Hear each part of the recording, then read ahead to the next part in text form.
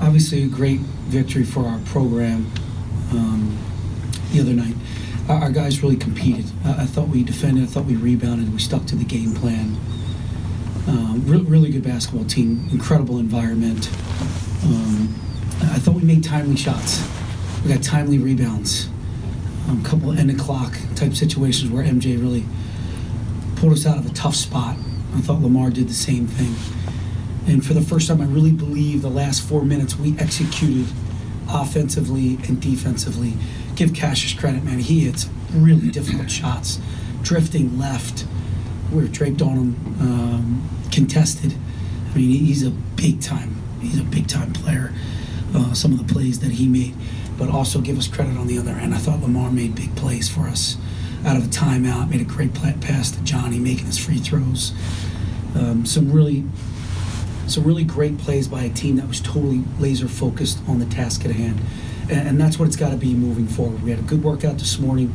Stay present, stay in the moment, focus on us, continue the process of getting better. And when we do that, and we don't look forward, positive things are happening.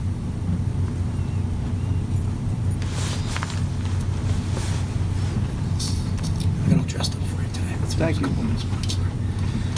I hate to say it, but kind of predictably, you said afterwards that you felt you could still get better. How do you get better from a performance that involves a win of that magnitude? You know, I thought there were some certain things that we could really clean up. I thought some execution on offense throughout the game. Like I said, the last 4 or 5 minutes we did a better job. But I felt like they pushed us outside the hashes. There's hashes at half court there.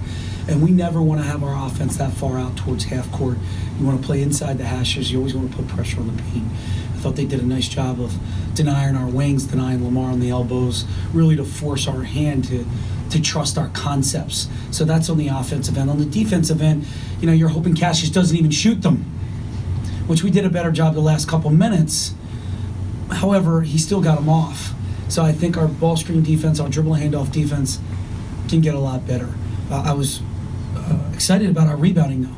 I mean, obviously one of the top 2 keys against a team like Michigan State. So we did a good job of finding bodies.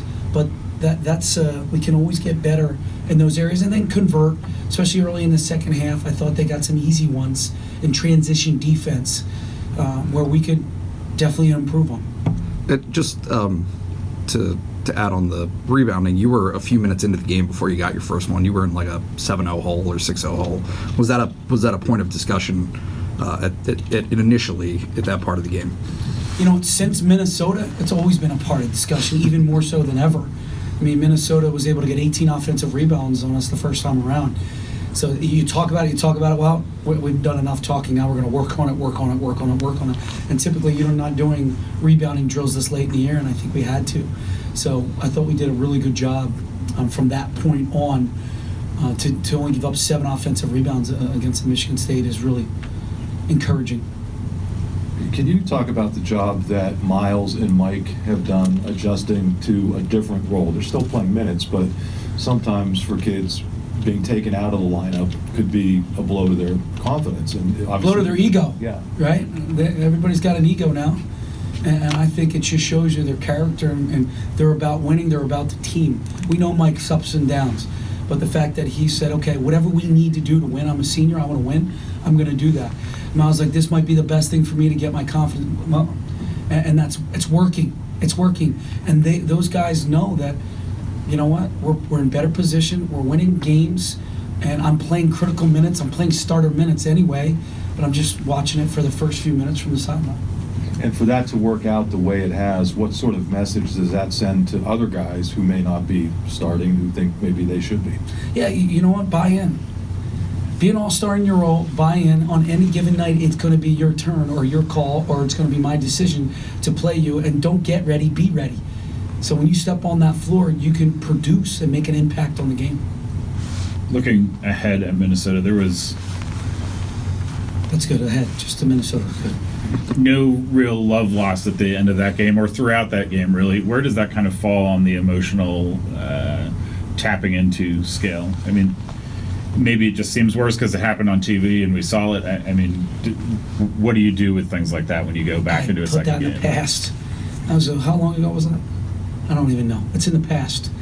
Put the past in the past. We're a different team right now. We got to stay laser focused on the task at hand to become the best team we can be. They're playing good basketball. They just played Wisconsin amazing. They did a really good job against them. So we have to be focused on us, and it's about us getting better. It's nothing about bulletin board material or, the handshake line or whatever was said. It's more about that's in the past. Stay focused on the present and try to win this moment. And what do you feel like you have to do differently this time around to kind of get over that however many point hump it was? Yeah, it was 18 offensive rebounds. I think if we do a better job, we would have came out of there with a win. 18 offensive rebounds leads to 29 free throws. He shot 29 free throws. We've over this 5-game stretch, right here, Ben, if you want to see them. 5-game stretch, we've done a better job of defending the three, rebounding the ball, and not putting the opponent on the free throw line where they're getting easy buckets and stopping our runs. We're doing a better job if we can continue with this formula that we've created here over the last 5. The score will take care of itself. Coach, Lamar seems to really be gaining some confidence with his outside game as the season's kind of gone on. Has anything really changed for him, or is it just more reps, more shots? No, he works. He's the hardest worker on the team. First one in the gym this morning, getting shots up, working on his craft, getting to his sweet spots, working on that craft. I was really pleased that he went to some really deep bully-type post-ups late in that game. A little go-to move late and a little bounce that goes in. I thought that was massive. Went to a little bit of a floater. That was massive where they hit a 3. You think, oh, the wheels are coming off. It's Michigan State going on a 10-0 run. No, he hits a monster floater going left. So I thought he did some really good things for us in the paint, getting to his spots. And then he drove the ball and was a willing passer to give it to Johnny. Johnny's got to make that layup, but he gives us 1 out of 2, which increases the lead. So I thought he made some really good decisions, driving the ball or posting up. But you're right, he's feeling very confident outside the arc, outside the 3. He's feeling really confident in his mid-range. But I'd still want to see him do a little bit more in the paint. Hey, Coach. Tell me about this children's book, kind of how everything came together that you know of, and what your experience. Yeah, it was a collaboration by a lot of great people. Let's just put it that way. Our marketing team and Lamar and my assistant Keith Ergo came together to come up with this idea. I believe it's called A Day of Awesomeness. Is that correct? Everyone is awesome. Everyone is awesome. I keep messing it up. Everyone is awesome day, which I think is awesome, to use that word again. So hopefully everybody comes out, and Lamar was all for it and wanted to be a part of it. And we obviously know the illustrators and creators and designers of it. And I think it's just a little way to, again, have a great, deep relationship with our community and people that come to games and connect with families. So I think it speaks a lot about Lamar and our program. Any other questions for Coach Shane? Very quick one. What do you think has changed about Lamar at the beginning of the season versus right now? Because it seemed like he had so much help that he didn't have to do this sort of like senior backpacking that I'm going to do all of the work. But he seems to, over the last couple of games, kind of not grasp where you are, but he's taken a hold of things a little bit differently than he did at the beginning of the year. Do you think he just kind of senses the moment that you're in? Is he running out of games and now he's sort of having that moment? What do you think is kind of different now? I think it's the moment that we're in. I think he knows we're real close to achieving some goals here that we've all set out before the season started. We're right there. So I think he senses that, I'm going to live in the moment. I'm going to stay in the moment. I'm going to be the best that I can be for this team and this program. And obviously everything's within arm's length. So keep getting better. Keep doing what he's doing. Keep leading. Thanks, guys. Thank you.